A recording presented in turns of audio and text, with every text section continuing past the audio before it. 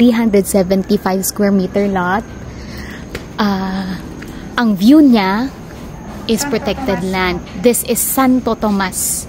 Ayan. La Presa. Ayan. Wala pong bahay yung view niya. This, however, is 3 floors down.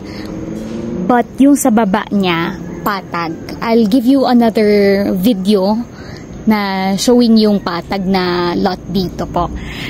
This one though, sir, merong pa access road, no? Yung access, yes, yung access road nito, sir, no, is part of the title. I'll also show you the lot plan po. So, yan. This is the main road.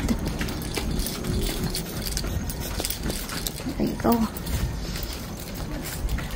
Main road. Yan. This is located in Camp 7. It's not in, it is not in the subdivision. Ayan. This could be very suitable for you, sir. Ayan. So, ito yung surroundings niya. Puro pine trees din, sir, yung surroundings nito. Ito yung kapitbahay niyo, sir. Maganda rin yung ano niya, no? Yung structure niya.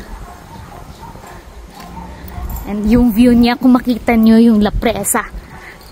Ayan, surroundings niya.